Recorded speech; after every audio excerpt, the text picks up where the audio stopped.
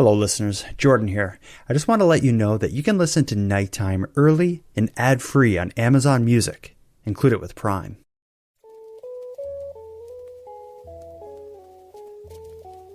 You are listening to Keep Canada Weird, a weekly weird news roundup by the Nighttime Podcast.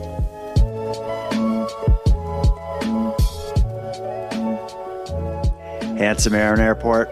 We made it through another weird week of Canadiana.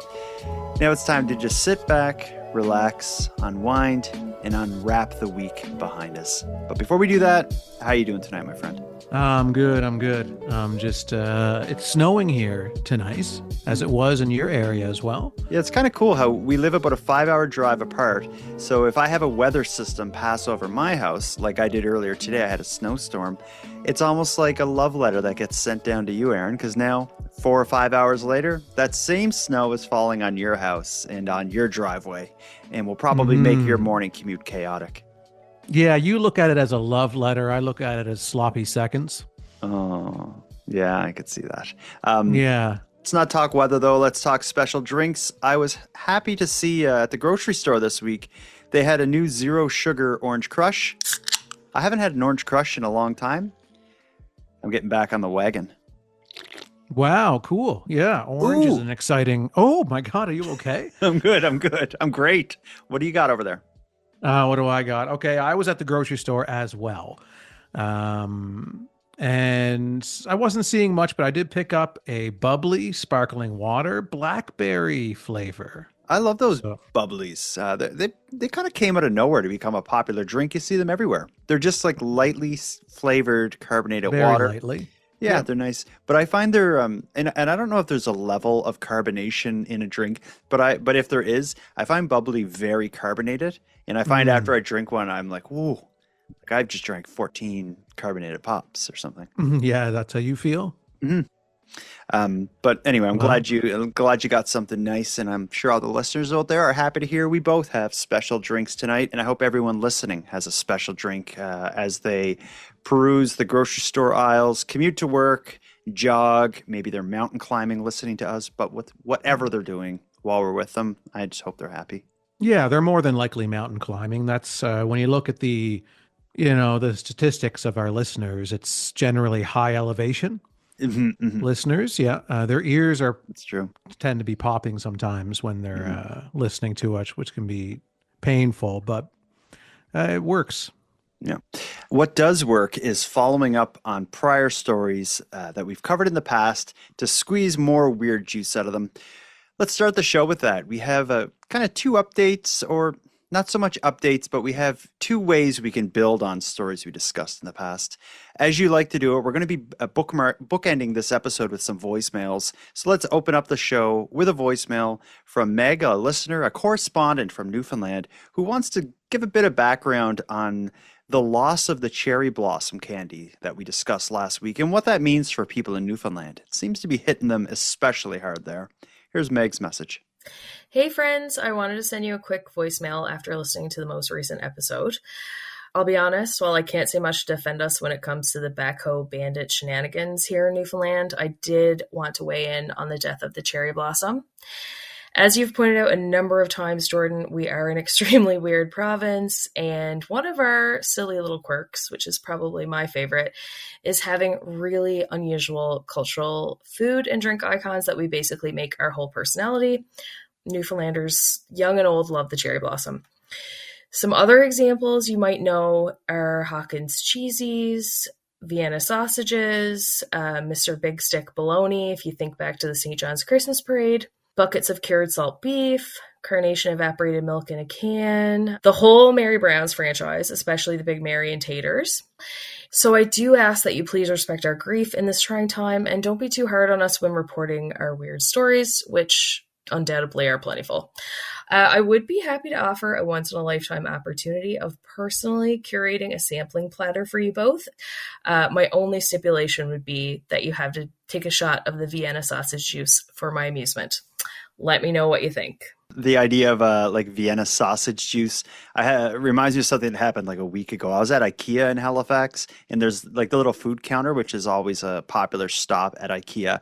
And I bought hot dogs, and my kids were with me and they saw them serving the hot dogs, and they use like tongs, and they go in this big thing of boiling water and pull hot dogs out. Neither of my kids have ever seen like a boiled hot dog. They're used to me like barbecuing them or something if we ever were to eat them. Neither of my kids would eat the hot dog coming out of that disgusting water. The Vienna sausage juice sounds worse than hot dog water.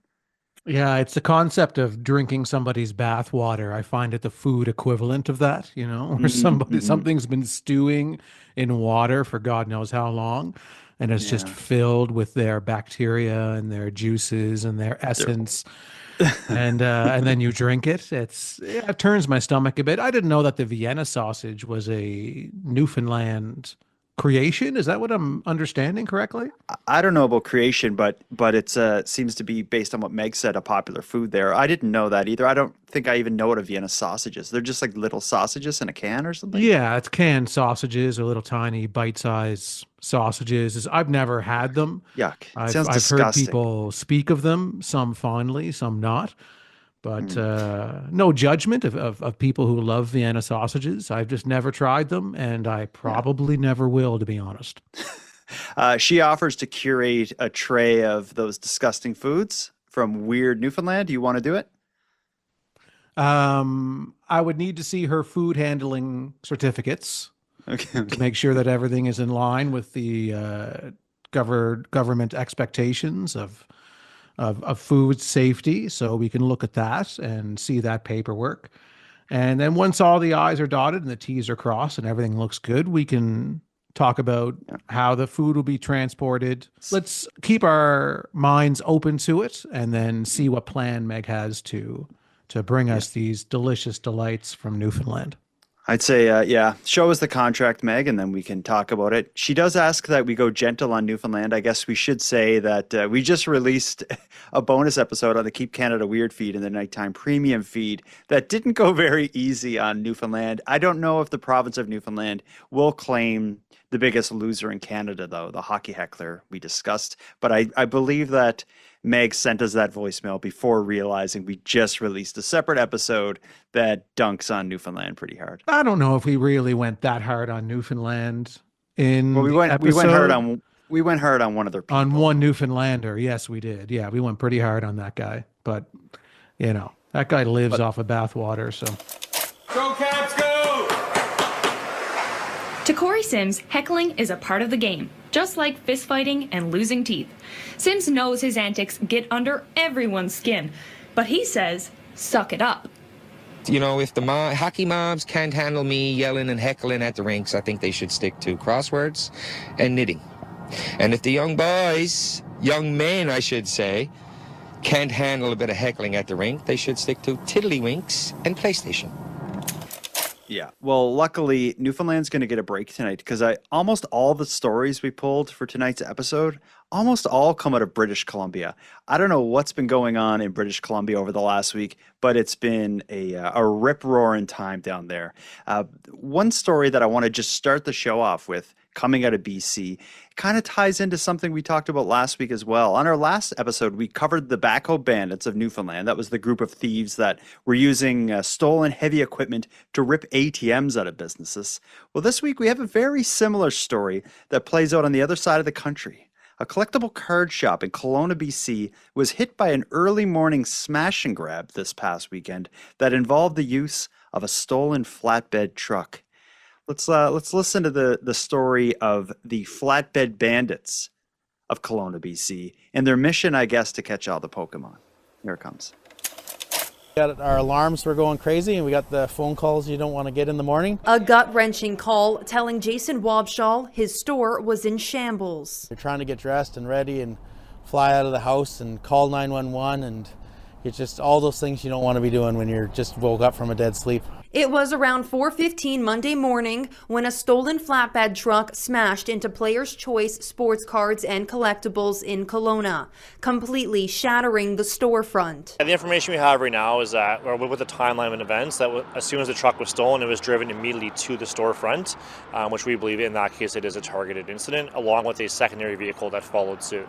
Well, I think Pokemon cards are really hot right now, and sports cards, and they're not the easiest thing you would think to go sell on the street and pawn off and do whatever, so I don't quite know the purpose of it, but they are in the news a lot right now, and it does make us a high-profile target for sure. Once inside, the suspect helped themselves to as many collectibles as possible. He had this huge garbage can, and he just started filling it to the brim. Police say the man who entered the store was wearing 2 hoodies, one white, one red, a black jacket, jeans, and runners. And the second getaway vehicle was a white pickup truck. No arrests at this time. The investigation does remain ongoing, though. You know, I don't know what Kelowna business people are going to do, and our sleepy town's not so sleepy anymore. The store plans to reopen within the week. Oddly enough, not our first time covering the theft of Pokemon cards on this show. This one's different, though. To use a flatbed to bust down the front of a store just to end up with a garbage can full of Pokemon cards and collectibles. But that said, some of that stuff is worth a lot of money, and it's you're almost like running a jewelry store nowadays when you run a collectibles shop. Yeah, you are. And I mean, this whole using a vehicle concept to smash into a business and then just take whatever, whether it's a bank machine, whether it's Pokemon cards, that's catching on around the country. Eh? So we need to, this is another uprising on our hands, the vehicle uprising. The stolen vehicle uprising. It seems it, but it's nothing new. That's people are using stolen cars to commit crimes. But usually it's like you steal a car and you use it as like your getaway. Yeah, it's your getaway. But yeah, it's not your key into the store. Remember, like in movies when there's a jewel heist and there's always the plan leading up to the heist that the criminals are going through and all the intricate details that they have to consider. There's all of the security systems. There's the night watchman. You know, they have all the lasers going in all these different directions and the criminals lower down from the ceiling. You're talking Mission Impossible type stuff. Yeah. Like, you know, they have the jewel sitting there on a weighted alarm, and then they find something the exact weight of the jewel, and then they replace it really quickly. Like Indiana Jones did. But you don't see that now. People just smash into the front of the store with a stolen pickup truck or something, and then just take it and then run. Yeah. I feel bad for the shop owner, though. Generally, a collectible card shop is owned and managed by someone with a passion for that subculture, you know, a collector himself. And it seems like this guy who runs the shop has been trying to keep the store safe. Like I don't know if it was mentioned in the article, but as I did a bit of reading, the shop used to be kind of in like downtown Kelowna, but due to the amount of theft and shoplifting and stuff, he decided to move a little further outside of the city, only to have this happen. And I should also say that this story comes to us from a listener who pitched this, or who passed this news along to us, a listener named Chad. So Chad and everyone affected by this, I wish you all the best. Shame on the flatbed bandits of Kelowna, BC, and I hope you guys don't catch all the Pokemon. Yeah. And I have a hard time relating to this whole stealing Pokemon craze. I don't collect. I don't know anything about Pokemon. I'm completely ignorant to it. Like, is this something that you would steal? No, I don't think I'd steal Pokemon. There's a lot of stuff I'd steal. Yeah, you'd steal G.I. Joes. So would you steal a truck and smash it into a G.I. Joe store? Probably, but that's cool. They're military action figures, and they come with weapons and accessories. Pokemon card, it's like to even pronounce the name of the Pokemon. You sound like such a nerd. To sell a bunch of stolen Pokemon cards, I'd be so embarrassed. I would be just as likely to like set up a live stream of me eating ice cream late at night on my couch. It's like equally embarrassing. It's not embarrassing. I'd subscribe to that. People like that kind of stuff because everybody is so riddled with anxiety that just watching somebody sitting alone in their room eating ice cream calms them. Really? I don't find that calming. I would think it'd be depressing. Yeah, but you're heavily medicated. But some people who aren't really need to watch someone doing something really mundane. Okay. And yeah, you sitting alone eating ice cream, like I would subscribe to that. Okay. I'll consider it during the next ad break. We'll take one now. Then when we get back, we'll get into the week's stories. And like I said, we got some wild ones tonight. I say this all the time, but I think tonight we have the weirdest stories that have ever been put together in one episode of Keep Canada Weird. We're going to be talking about penises. We're going to be talking about a serial killer.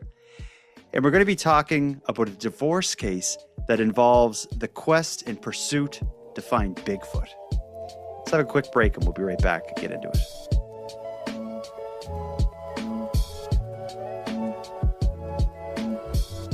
Aaron, I hope you're ready for this because we have a duo of some of the most violent and depraved stories we've ever covered on Keep Canada Weird. The first one I want to get into takes place in Fort McMurray, played out earlier this month, but as a result of a video of the incident going viral, it's about all anybody has been talking about, especially the people like us who are exploring the weirder side of Canadian news. I've been inundated with messages recommending we cover this. For example, Amy sent me a message that said, please tell me you guys are going to cover the penis saga from Fort McMurray. And I even got a message, a voicemail that I'll air here. This is from a guy named Alberta Fred. Here's his pitch for this story. Hello, just call me Alberta Fred. I don't know if you heard this story or not, but there was a gentleman in Fort McMurray, Alberta, that got into an altercation at a pub. And in the midst of this altercation, his pants fell down, and he ended up falling to the ground. And of course, it's very cold in Fort McMurray, so parts of him froze to the ice that a man would never want to have frozen, if you know what I mean. Anyways, have a good day. Enjoy your show, too. I love it. Thanks. Bye. Well, Alberta Fred, we did hear about this incident before tonight, Aaron, and I sent you our topics. Did you know about this? Did this cross your desk? No, this is the first I've heard of this, so I'm surprised. It was very fresh for me. Yeah, it was covered everywhere, covered by TMZ as well, which is like a pretty big, like for TMZ to have like coverage of an incident outside of bar in Fort McMurray, Alberta. That's a big deal. Yeah, it's a huge deal. We don't have video. I don't have a video report. I'm going to read you an article that tells us what happened here. You ready for this? Or do you want to read it? I know you like doing the newsboy nonsense. Oh, well, is the newsboy, I mean, he was... If you want to do newsboy, that the slogan would be something like Fort McMurray bar brawl ends in frozen penis. Penis. Just like that? Yeah. Penis. Okay, I'll... Yeah, why don't you do it, please? Okay, ready? Yeah. Extra, read all about it. Fort McMurray bar brawl ends in frozen penis. All right. A boozy night out turned into a nightmare for a fella in Fort McMurray, Alberta. It started when the still unidentified intoxicated man caused a scene inside the East Village pub and eatery, which led to a brawl that eventually spilled out of the bar and onto a cold Fort McMurray sidewalk. Somehow during the drunken dust-up, the man's pants and underwear ended up near his ankles. But fortunately, bar security and police were able to take control of the situation and pin the man to the ground, belly first. And that's where the real problem started. As police attempted to lift the now handcuffed man off the sidewalk, the crowd of onlookers began to scream as they noticed something the police initially didn't.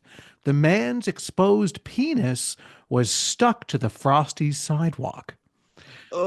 Initially, rumors circulated that the police had to use hot water to free his junk, but that turned out to be untrue. Newly surfaced video of the incident clearly shows the man's being forcibly lifted from the ground, and, well, it's unclear how much of any of him was left on the sidewalk. Some are calling this a Canadian circumcision. Others suggest simply wearing a belt if you plan on getting smashed.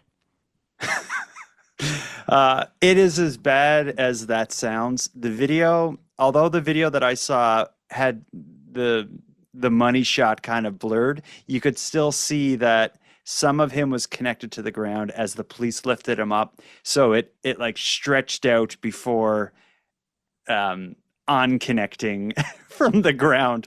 That's why it's being called the Canadian circumcision by some people. I think TMZ came up with that. But this is a brutal story. I'm sweating bullets right now, even just thinking about it. Yeah, it's really disturbing. To the video that I saw earlier this evening, the thoughts in my head and putting myself in this man's shoes. If mine or your penis were frozen to the ground and then being forcibly removed from the ground in a very... That's torture. Yeah, it would be awful. While a bunch of people look and scream, and it's late at night. I looked at the temperature there. I think it was around -5. So that's sidewalk. This is late at night. It's the early morning hours of Sunday. So it's probably like 2 or 3 in the morning. The sidewalk would be so dirty and cold, and there's probably a bunch of chunks of salt. So imagine that, there's some rippage when he's being pulled up, and the salt from the sidewalk gets into it too. Words can't describe how horrifying this is. The penis is such a vulnerable organ.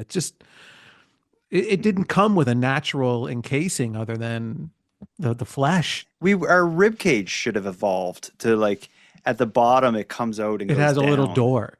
So like your rib cage goes down past your penis, and then there's a little door made of bones that you that you open up when you want to use it, whether for expelling urine or showing somebody.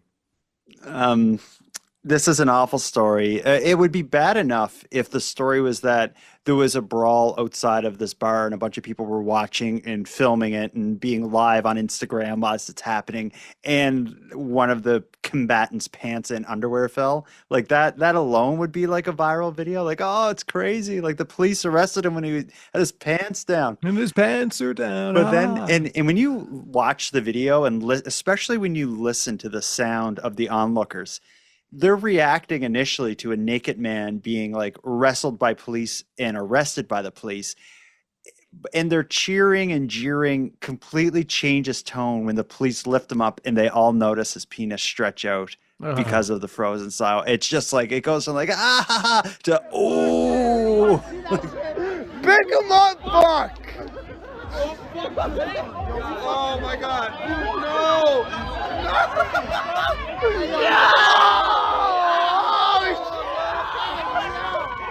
What the Yeah, it's the movie A Christmas Story where the kid gets his tongue stuck to the pole. Mm-hmm. It's that in a Fort McMurray retelling. The Fort McMurray late at night version of A Christmas Story. Yeah. And that's actually a pretty good analogy. But that can actually happen. Like the scene you're talking about, for people who haven't seen A Christmas Story, the little boy like licks a cold pole and it causes his tongue to freeze to the pole. And that can happen. I've seen that happen to people, like, because it's always been, especially for people listening who aren't in a cold or like an area that has like a winter climate or whatever, metal gets so cold that something wet touches it like will freeze instantly. So it can even happen, like it can happen with your tongue, but it can even happen with like your hands or a wet glove or something like that. You grab a pole and then when you try to take it off, you can feel like it has a little resistance because you've frozen onto it immediately. Yeah, it can happen with anything, like you said. Anything. So anything.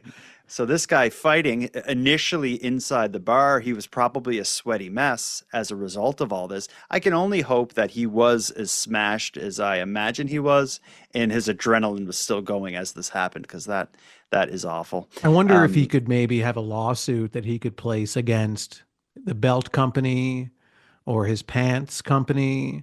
You know, if he was wearing a pair of Levi's and something happened and that's why the pants came down, like maybe there's some kind of an argument he could make there. Yeah, that would be an interesting trial. They could have that trial maybe in the same court that the Jawbreaker girl sues the Jawbreaker company. They're going to do them all at the same time is what they'll do. Yeah, they could maybe sue together. Yeah. A class action for everyone who's been injured in this embarrassing way. Yeah. The defendants, Levi's, Jawbreaker. And I'm sure there'll be more. Yeah, well, maybe we'll learn about one a little later. Well, this next story, I kind of questioned whether or not I could even include it here. This is another one that came from a listener. Sheila sent us a voicemail letting us know about a serial killer that's active near Vancouver Island. It's the serial killer. Of course, the media gives the killer a name. In this case, it's the Salish Sea serial killer. But normally, Keep Canada Weird wouldn't discuss a serial killer, but when the killer is a sea otter, It kind of falls within our beat here, covering animals and weird Canadian news. This one is certainly weird. I'm not going to let the newsboy take this on because it's a bit too dark for the newsboy. You want me to just read it? Yeah, you go for it. The newsboy starting his own podcast, so he's no longer going to be reading any more That's it. news stories. So I thought we killed him last week, but it's complicated. he came on to this week to plug the podcast. Only to plug the podcast. Then he's going to go back to his grave and just record episodes. Okay. Before I read this article, do you know what a sea otter is? Like, those are the things that kind of look like seals, sort of. They're kind of like smaller seals. Yeah, I guess that's a good way of describing them. From what the if a seal and a beaver had a baby, it would kind of look like a sea otter. Yeah, would That you makes put sense? the muskrat into that category as well? Yeah, maybe. Yeah. Yeah. Let's read the article here. Off the coast of Vancouver Island, a lone sea otter, the locals named Ollie, has become a bit of a fixture. Once known as the lonely sea otter by local whale watchers, the 13-year-old now carries a much more sinister title, the Salish sea serial killer. Ollie's been linked to the deaths of at least 20 river otters, though experts believe the real number is likely much higher. But this is much worse than a predator-prey situation or even one of a protective territorial animal. It seems the Salish sea serial killer doesn't simply dispatch his victims and move on. He's been known to drag their lifeless bodies with him for days. He swims with them, he eats with them, and even drops them off on nearby rocks when he goes diving for food. But it gets even worse than that. Many of the dead river otters also show signs of sexual trauma, with reports suggesting Ollie continues interacting with them long after they've died. But what doesn't Ollie do to them? He doesn't eat them. His violence doesn't seem to be fueled by hunger. Sea otters typically feed on shellfish like crabs, urchins, and mussels, and Ollie's said to have an abundant supply of each. Instead, experts theorize that his aggression stems from loneliness and sexual frustration, as he's one of the only sea otters in the area, and there doesn't seem to be a female. For now, Ollie remains a lone and lethal presence at Race Rocks, and experts are watching closely to see if the arrival of more sea otters in the area could curb his savage appetite. But until then, river otters and perhaps other small marine animals would be wise to steer clear of his hunting grounds. I read that slow and dramatic because it is. Yeah. That's horrifying. I'm terrified of sea otters, especially this one. If there is or isn't an animal uprising, whatever Ollie has going on there, that sends shivers down my spine. Well, it's interesting to see how lawless the animal community is. Imagine if this was a human being, and sure, Someone maybe would've they stepped live up. on a little, a boathouse, and they kind of float on this dock, and they're killing people and holding onto their dead bodies for a while, and they're, maybe they're having sex with the dead bodies and those types of things, right? Okay. But imagine our response would be like, yeah, they're just lonely. They're just don't go sexually near 'em. frustrated. Just don't go near Yeah. them. Yes, the animal kingdom, I think, needs some justice here because lonely or sexually frustrated or not, It's no excuse for murder. And then what Ollie is doing to the bodies afterwards is disgusting. Yeah, it's pretty disturbing, but it's not unprecedented. In fact, it's not the only similar story. There's another otter in the area, another sea otter in the area that's known for violent tendencies. But this one, another sea otter named Whiffin, has been seen attacking and killing ducks for similar reasons and treating them in similar ways. So maybe sea otters are just. The animal uprising happens. We know the crows are the brains behind it. They're going to send out, the dumb animals in huge numbers to be the frontline killers. I think the sea otters are going to be like the barbarians that they send when our defenses are weakened to just like rape and pillage. I Because think these they'll things be are vicious. after the uprising steamrolls through us and it's just kind of dead bodies lying around and cleanup that has to be done. The sea otters are the ones doing the cleanup. So they're dragging the bodies out. They're doing God knows what to us. They're freezing our penises. They're doing all types. We need to reset the show. We have a dark tone, a dark energy here. I think I know a story that is going to cheer us up. Who doesn't like a good nasty divorce? Who doesn't like a good Bigfoot Sasquatch hunting story? No one in their right mind wouldn't like those two concepts being jammed together. And we have just that. Let's take our last break of the night, and then we'll come back for a nasty Sasquatch related divorce.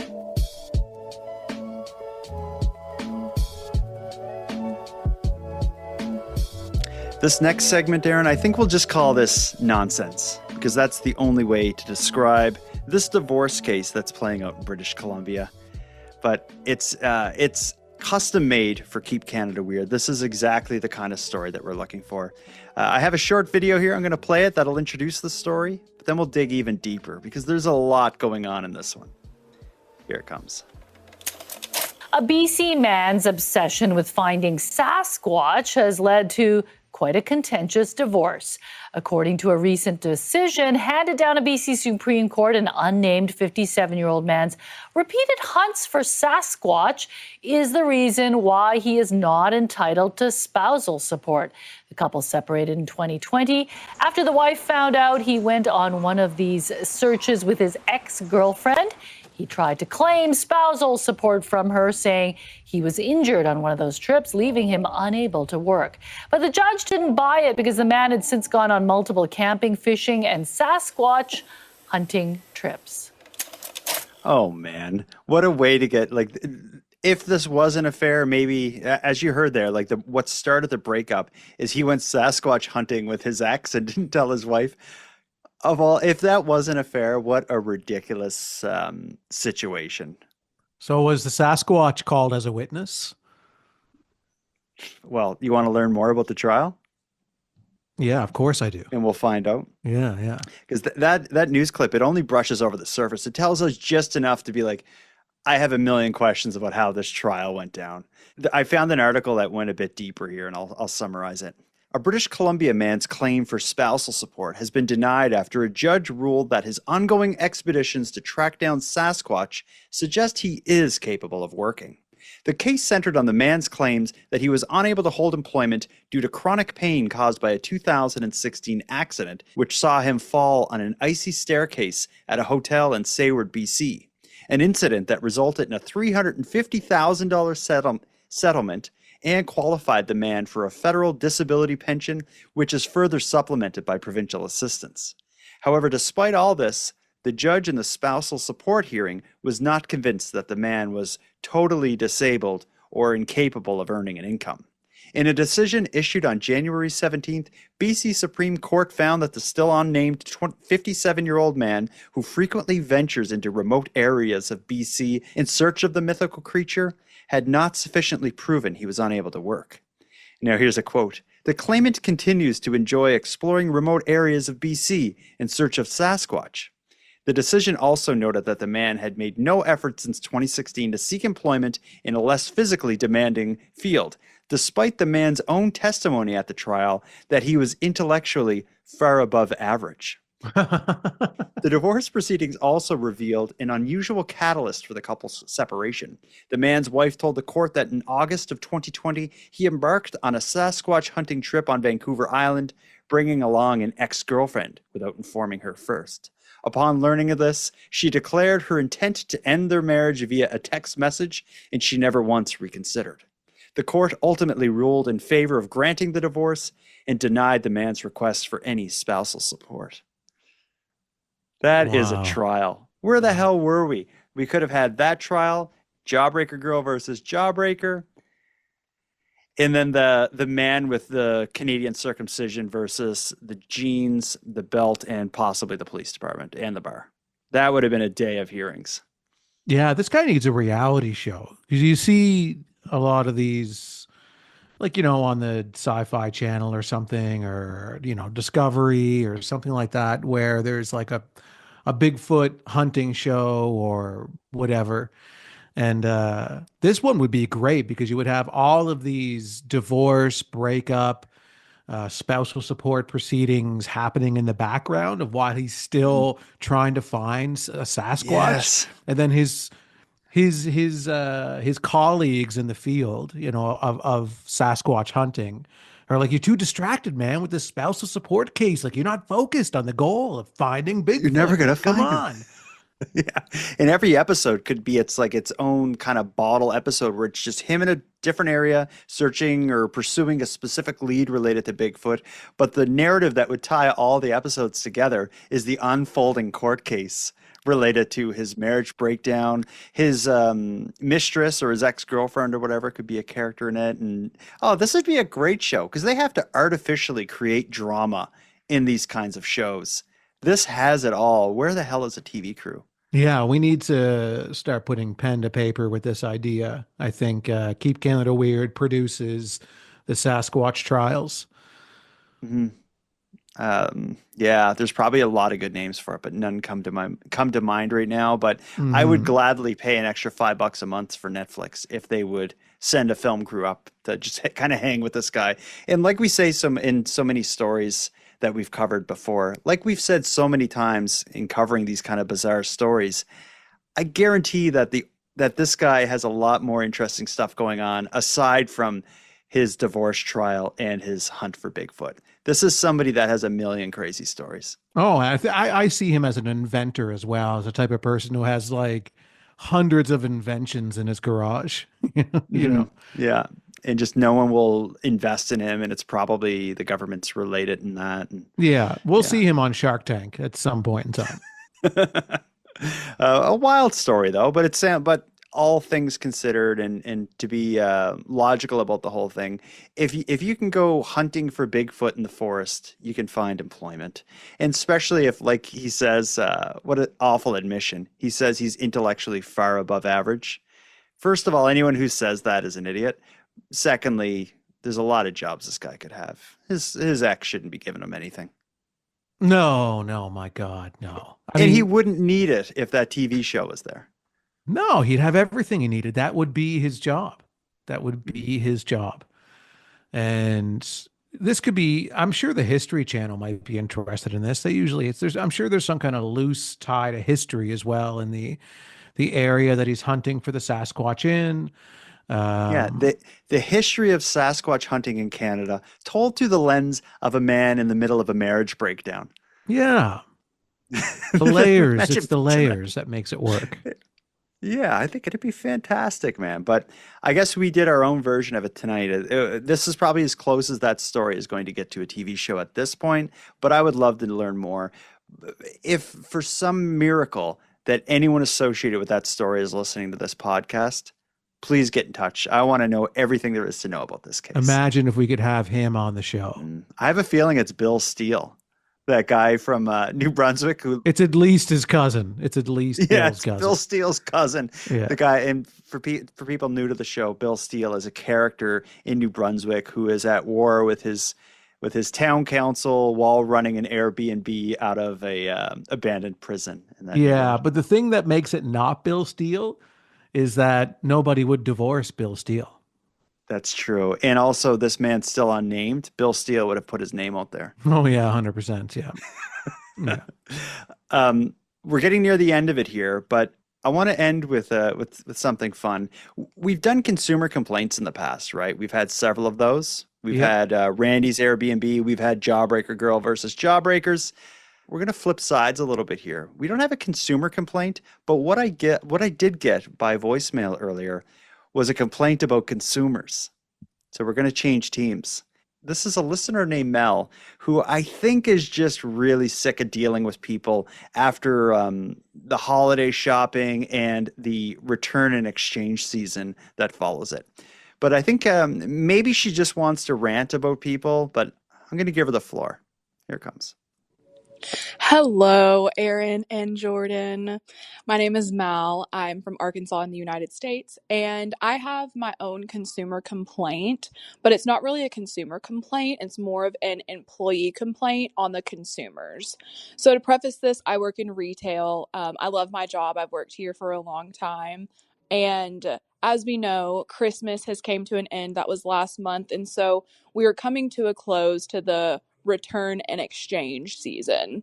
And so I tell all of my employees as the Christmas season starts, be sure to, ask everyone if they want a gift receipt, because, you never know if the people are going to like the gift that you get them.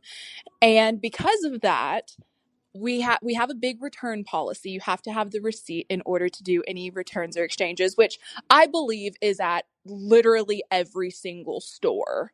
People don't like bringing in their receipt to do any type of returns or exchanges, and it's annoying because we try to give all of the customers the information on, all of that, and we have signage posted everywhere, and it's on the receipt. And so the fact that people want to come in here and act like straight Karens because they didn't do their end of the bargain and read, or at least call and ask, or even go to our website. We have it listed on the website. So I'm sorry to all of the consumers out there who have had problems with stores and stuff, but at the same time, I'm not sorry. Needless to say, please, everyone, if you're listening, don't go into stores yelling at people until the point that they cry, because it's not okay, and karma's a bitch. Have a great day. Jeez. Well, I'm glad we helped you get that off your chest, Mel. Jeez. Yeah. What other problems do you have? I think she was just on her way home from work after a crappy day. And it's like, I want to rent. She's sparing like her roommate or her partner at home the rent. She's like, you know what? I'm going to give this one to Jordan and Aaron. Yeah. But it's good. It's a good reminder. But you know what? It kind of falls right into my playbook where I talked a lot during this holiday season about the evils of gift cards. But I can apply a lot of that same thing to the evils of gift giving. Now, I don't want to put Mal out of a job, but if instead of buying people gifts that you're uncertain about and needing to get gift receipts and all this other BS, just give them an envelope with some cash. Let them get what they want. The cash doesn't tie them to a specific retailer. It doesn't lead them needing to wait in some lineup on January 8th to return it. I have a big problem with the culture of reckless gift giving. I think though, if we're gonna dissolve into just giving cash all the time, then let's not give gifts. Let's just not give gifts anymore. That's a start. But I can get on board with that. But if you're gonna give gifts, I think you should go beyond cash and pick out a gift that you think that they will like, because that's the point of giving a gift. And maybe it shouldn't be something of monetary value that you would want to return. Like, what if it's more? Not everyone is artsy and craftsy. Yeah, but there just need. A gift that you made, something that's homemade, that you made with your own hands, your own mind, your own talents. And whether it's good or bad, it doesn't matter. It's a thought that counts. And I can get on board with that as well. I still find cash to be a sterile gift to give. Unless, again, somebody says it's their birthday. All I want is money because I'm saving up for a trip, or I'm saving up for this. I don't know. But I don't see it that way. I think whatever the occasion is, if you're getting a couple gifts and everyone gives you some cash and you leave your birthday party or on Christmas morning or something and you got just a stack of bills in your pocket, but if it's Christmas morning and if it's Christmas, a birthday, child, I can see a every birthday. gift Listen, every gift the kid opens on Christmas morning is a box with a couple bills in it from Santa. I love it. But imagine, but giving children money can be exciting for them, right? But a lot of the times with these returns, we're talking about gifts from one adult to another adult.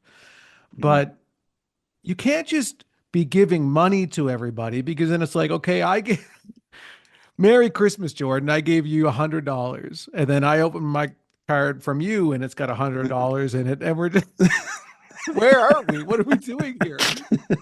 It's true. Yeah, I guess I'm gonna workshop it and I'll come up with how this works. Yeah. Regardless, though, Mel, I hope you feel better after getting all that off your chest. It would suck to work retail in Arkansas. We do offer free therapy here on Keep Canada Weird, so any Canadians that have any issues at all, you want to call in and just air your grievances. It doesn't even have to be consumer related. You got a problem Ooh. with somebody. You got something you're going through that you've tried BetterHelp online. You've tried. You've met with a psychic. You've met with a psychic. You've done it all. You've talked to family and friends, and they're just not getting you where you need to be with this issue. Bring it to us. I think I have it. The Keep Canada Weird rant room. It can Okay. be a segment. All you need is a rant. Any listener out there who has something to scream to the heavens, save the heavens, scream it at us. Send us a voicemail with your rant about whatever's driving you nuts. I just did mine. Gift cards and gift giving. I'm a cheapskate. So seeing people, even if it's not my money, seeing someone else waste their money at Walmart buying something that someone doesn't want for them and getting a gift receipt so they can just return it. It's all just so stupid. That bothers me. Aaron, I've heard your rants. Anyone out there with a rant, call the Keep Canada Weird rant room and we will try to air it. Yeah, we will try. Now, keep in mind that, some rants are better left unranted. So use your own personal filter to determine Like if this what? is something that you want on the air. And But like, what's an example? Like if if someone out I there has a were, problem okay, with- here's one. I got a perfect example. Say I am a sea otter and I am murdering other animals and having sex with their dead bodies because I'm lonely. I'm not, Okay. I don't want to, we shouldn't entertain those types of problems. Okay, yeah. Don't implicate yourself in a crime. Yeah. But that yeah. said, if that sea otter who's lonely and he's doing this horrible thing, maybe if he had some kind of a rant room where he could air his grievances and frustration. he Okay. wouldn't So feel if you so haven't lonely. And committed he a would- crime yet, so you have a problem and it could lead to a crime, but it hasn't Call yet. us. Call us.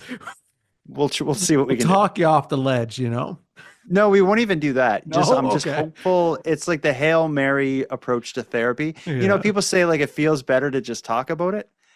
I don't know if that's true, but we can do like the Hail Mary version. Our form of therapy will be like, hopefully it feels better to talk about it. Hopefully it feels better to leave a voicemail about it and hear two Canadian podcasters talk about it a week later.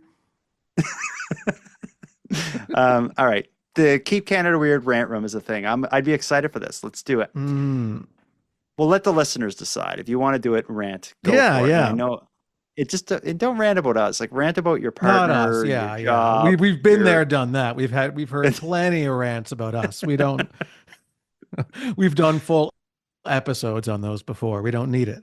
Yeah. Okay. Well, we'll see what comes out of the woodwork. You can send a voicemail at nighttimepodcast.com/contact. And if your voice is aired on the show, you get what I'm now calling hot pink swag packs because I bought a big box of hot pink envelopes, and that's what the swag packs are going out in. So probably the next 50 or 75 voicemailers who hear their voicemail on the show will get some embarrassing mail from us. And again, if your voicemail is aired, just send an email to nighttimepodcast@gmail.com and I'll get that out to you right away. With all that said, I get out of breath with that spiel every time. With all that said, let's put a bow on this, Aaron. Or should we drop a cherry on it? Both, please. Or should we stick a fork in it? I said both. That too. Handsome Aaron Airport. Till next time. Jordan Backhoe Bonaparte. Until next time. If you're gonna go Sasquatch hunting, make sure it's transparent and open with your loved ones who is going to be involved in the hunt for the mythical beast. You don't want Sasquatch hunting brought up on in a divorce case. Doesn't look good. No. And Jordan, until next time, if you're going to get into a brawl or a disagreement at a bar, just make sure your belt is tightened, because God knows we don't want you to lose your penis.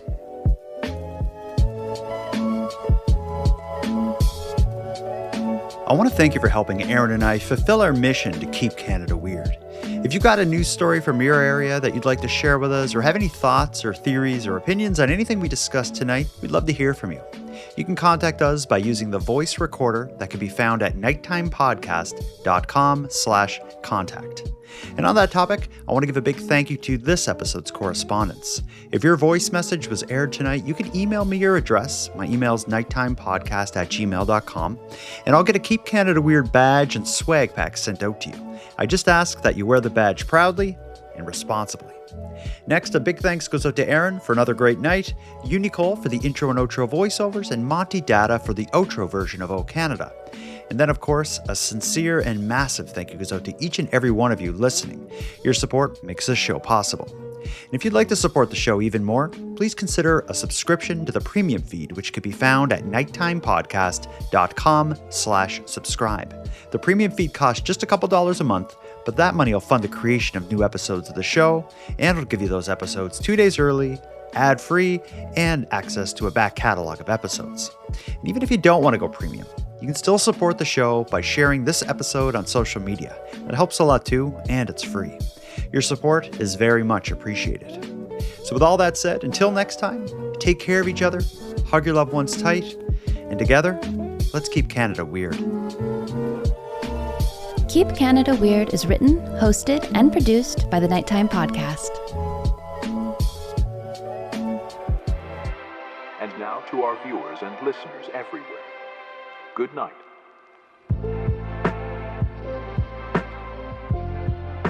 You remember pants IKEA lockups? Yeah, I do. Yeah. They could come in handy. They were pants, for people who don't know. This is dating us. This is early 90s. Early 90s. Instead of like your top button on your pants, like you'd have the zipper and then the button on top, they had a zipper, and then it had like a little like lock where you had this tiny little padlock that would lock, and you had a key that you had to carry to unlock it. A very tiny key. Yeah. Yeah, like it kind of like, it looked like the kind of lock that would be like on a diary or something. Yeah. Like a tiny little padlock and a little key. And they were like a craze. They were in style for a month, maybe. A little longer than a month, but not much longer. Yeah. A friend of mine was over my house one time, and he didn't have the key to his lockups. To his pants? Yeah, and he had to pee really bad. That sucks. He was having a hard time.